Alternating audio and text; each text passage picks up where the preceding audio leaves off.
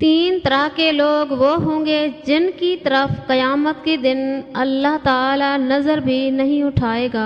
رسول اللہ صلی اللہ علیہ وآلہ وسلم نے فرمایا، تین طرح کے لوگ وہ ہوں گے جن کی طرف قیامت کے دن اللہ تعالی نظر بھی نہیں اٹھائے گا اور نہ انہیں پاک کرے گا بلکہ ان کے لیے دردناک عذاب ہوگا۔ ایک وہ شخص جس کے پاس راستے میں ضرورت سے زیادہ پانی ہو اور اس نے کسی مسافر کو بسم اللہ الرحمن الرحیم السلام علیکم ورحمۃ اللہ وبرکاتہ۔ محترم ناظرین، رسول اللہ صلی اللہ علیہ وآلہ وسلم نے فرمایا، جو شخص اللہ اور اس کے رسول پر ایمان لائے اور نماز قائم کرے اور رمضان کے روزے رکھے تو اللہ تعالیٰ پر حق ہے کہ وہ جنت میں داخل کرے گا، خواہ اللہ کے راستے میں وہ جہاد کرے یا اسی جگہ پڑا رہے جہاں پیدا ہوا تھا۔ صحابہ نے عرض کیا، یا رسول اللہ صلی اللہ علیہ وآلہ وسلم، کیا ہم لوگوں کو اس کی بشارت نہ دے دیں؟ آپ صلی اللہ علیہ وآلہ وسلم نے فرمایا، جنت میں 100 درجے ہیں جو اللہ تعالیٰ نے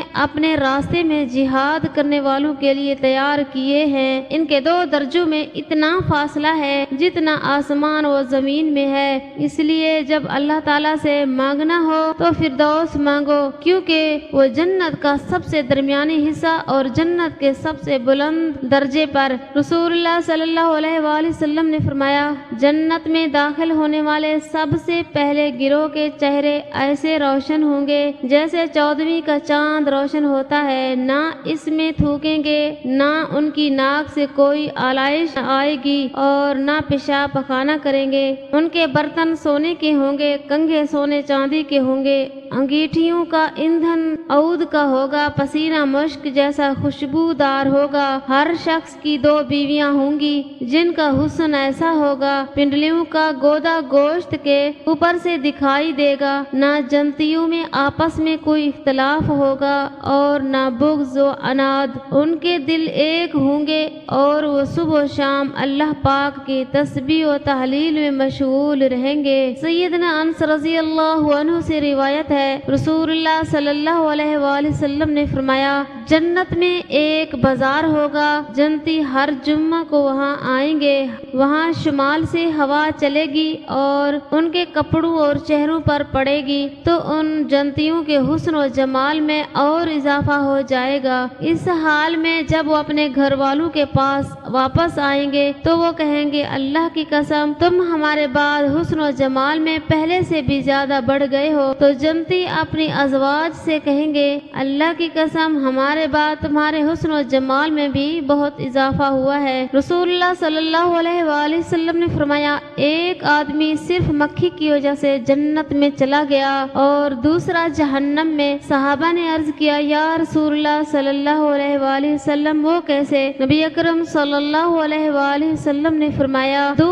آدمی ایک قبیلے کے پاس سے گزرے، اس قبیلے کا ایک بت تھا جس پر چڑھاوا چڑھائے بغیر کوئی آدمی وہاں سے نہیں گزر سکتا تھا، چنانچہ ان میں سے ایک شخص سے کہا گیا کہ اس بت پر چڑھاوا چڑھاؤ۔ اس نے کہا، میرے پاس ایسی کوئی چیز نہیں۔ قبیلے کے لوگوں نے کہا، تمہیں چڑھاوا ضرور چڑھانا ہوگا، خواہ مکھی ہی کیوں نہ پکڑ کر لاؤ، چڑھاوا چڑھاؤ۔ مسافر نے مکھی پکڑی اور بت کی نظر کر دی، لوگوں نے اسے جانے دیا، چنانچہ وہ اس چڑھاوے کی وجہ سے جہنم میں چلا گیا۔ قبیلے کے لوگوں نے دوسرے آدمی سے کہا، تم بھی کوئی چیز بت کی نظر کرو۔ اس نے کہا، میں اللہ تعالیٰ عز و جل کے علاوہ کسی دوسرے کے نام کا چڑھاوا نہیں چڑھاؤں گا۔ لوگوں نے اسے قتل کر دیا اور وہ جنت میں چلا گیا۔ رسول اللہ صلی اللہ علیہ وآلہ وسلم نے فرمایا، 3 طرح کے لوگ وہ ہوں گے جن کی طرف قیامت کے دن اللہ تعالیٰ نظر بھی نہیں اٹھائے گا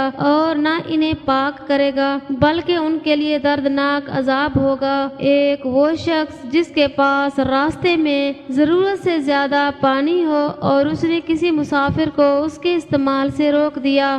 دوسرا وہ شخص جو کسی حاکم سے بیعت صرف دنیا کے لیے کرے کہ اگر وہ حاکم اسے کچھ دے تو وہ راضی رہے ورنہ خفا ہو جائے۔ تیسرے وہ شخص جو اپنا بیچنے کا سامان عصر کے بعد لے کر کھڑا ہوا اور کہنے لگا اللہ کی قسم جس کے سوا کوئی سچا معبود نہیں، مجھے اس سامان کی قیمت اتنی مل رہی تھی۔ اس پر ایک شخص نے اسے سچ سمجھا اور اس کی بتائی ہوئی قیمت پر اس سامان کو خرید لیا۔ پھر آپ نے اس آیت کی تلاوت کی، جو لوگ اللہ کو درمیان میں دے کر اور جھوٹی قسمیں کھا کر دنیا کا تھوڑا سا سامان، تھوڑا سا مال مول لیتے ہیں۔ ایک مرتبہ ایک شخص سیدنا علی رضی اللہ تعالی عنہ کے پاس آیا اور کہنے لگا، اے علی رضی اللہ تعالی عنہ، میں بہت مالدار تھا، پھر اچانک گھر سے رزق جانے لگا، چلتا پھرتا کاروبار بند ہونے کے قریب آ گیا ہے، مجھے کچھ سمجھ نہیں آ رہا کہ میں کیا کروں۔ جس کام میں ہاتھ ڈالتا ہوں وہ بند ہو جاتا ہے، اگر سونے کو بھی ہاتھ ڈالتا ہوں تو وہ مٹی بن جاتا ہے۔ جب یہ شخص اپنے سارے شکوے سنا رہا تھا تو سیدنا علی المرتضیٰ رضی اللہ عنہ